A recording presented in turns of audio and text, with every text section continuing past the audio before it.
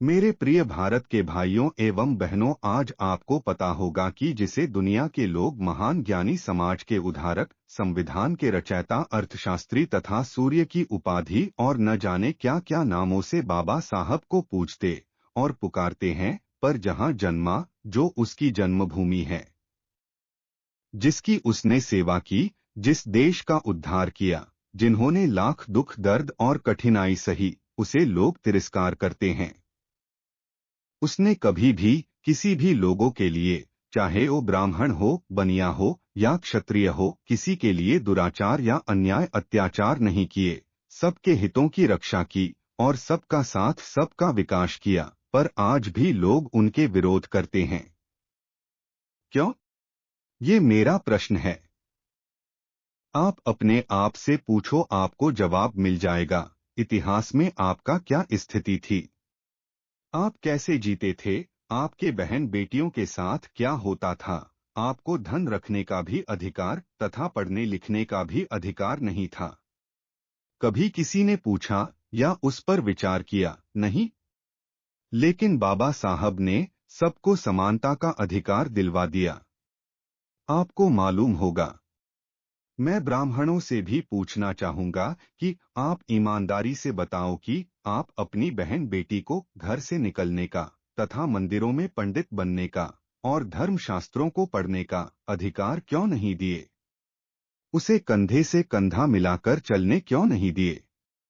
बताओ। क्योंकि आपको डर था कि कहीं हमारी बनाई हुई परंपरा ध्वस्त न हो जाए, गुलामी की जंजीर से आजाद न हो जाए, बहन बेटी हमारी ऊपर राज न करने लगे।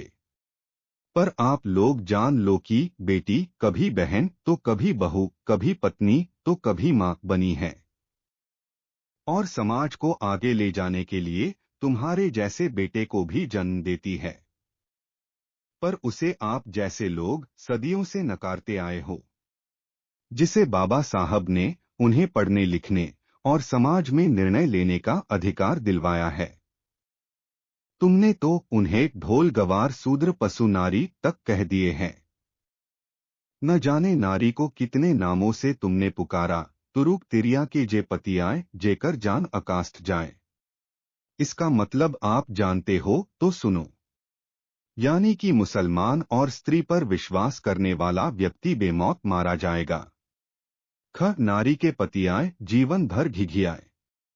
जो नारी पर विश्वास करने वाला पुरुष जीवन भर ठोकरे खाता है, कभी भी उसकी जीवन में सुख शांति नहीं रहेगी। ग घर बिगाड़े नारी और कौट बिगाड़े बारी। घर को स्त्री और खेत को कौटा बर्बाद करता है। घ नारी के गुण तीन, रोवत, मुस्कत, छीन।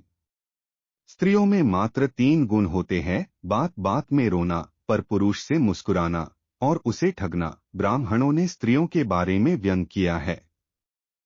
न औरत का रोना, ठग का सोना। स्त्रियों का रोना और ठगों का सो जाने का बहाना करना दोनों बनावटी होता है। च ब्रह्मा ने तो नारी को तिरिया चरित्रन भी कह दिया है। जाने यानी स्त्री का चरित्र कुटिल और बनावटी होता है, उसे कोई जान नहीं सकता। इसी कहावत के कारण मर्द अपनी पत्नी, बेटी, बहन और माँ किसी पर विश्वास नहीं करता है।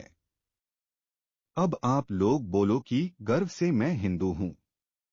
सोचो मेरे देश के बहन बेटियों, आपको किसने क्या कहा और जिन्होंने आपके लिए बनाया, आपका उद्धार किया, उसे आप नकारते हो। हमारा देश सत्य अहिंसा का देश है।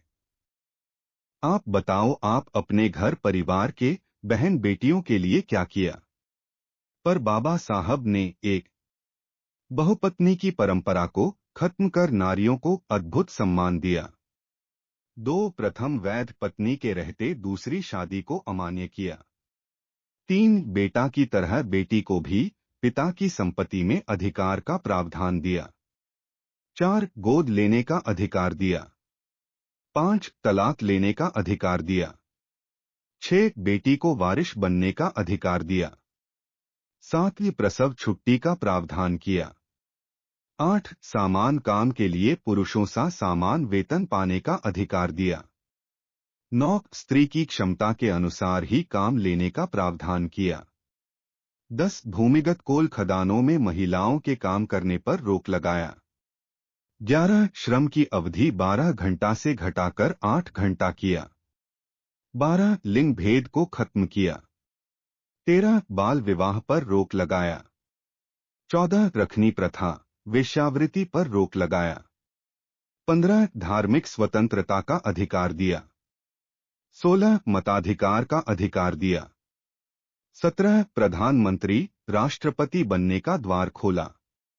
18 मानवीय गरिमा के साथ जीवन जीने का अधिकार दिया। ये सारे अधिकार सभी महिलाओं के लिए बनाया बाबा साहब जी ने दिया। संविधान 1950 के पूर्व नारी पुरुष की दासी मात्र थी, जिसका गवाह धर्म के शास्त्र है। इन शास्त्रों में स्त्रियों को झूठी कहा गया, उनके मन को भेड़िए जैसा बताया गया, किसी भी पुरुष के प्रति आकर्षित हो जाने वाली बताया। मानस में तुलसी ने पशुओं की तरह नारी को पीटने योग्य बताया, गीता में पापयोनि वाला बताया, मनुस्मृति में तो पूछिए मत नारी को किस स्तर तक गिराया। लेकिन संविधान के अनुच्छेद 13 में इन सारे शास्त्रीय नियमों को खंडन या ध्वस्त कर उन्हें एक इंसान के रूप सम्मान पूर्वक जीने का अधिकार दिया। साथियों, बाबा साहब ने तो जीने की राह बताया है। जीना है तो जियो या तो मरो। बाबा साहब को नकारते हो पापियों, इनके कर्ज को कई जन्मों तक नहीं उतार पाओगे। जो तुम्हारे बहन बेटियों के लिए किया, ये तो सिर्फ नारियों के लिए है। बाबा साहब ने संपूर्ण मानव समाज के हितों की रक्षा की है। ऐसे ही बाबा साहब अंबेडकर जी के बारे में ज्ञानवर्धक वीडियो पाने के लिए आपकी और हमारी YouTube चैनल सफलता की कुंजी को लाइक, शेयर, कमेंट, सब्सक्राइब करके बेल आइकन दबा दे ताकि जब भी वीडियो डालें आपके पास सबसे पहले पहुंचे। धन्यवाद। जय भीम, जय भारत, जय संविधान, नमो बुद्धाय।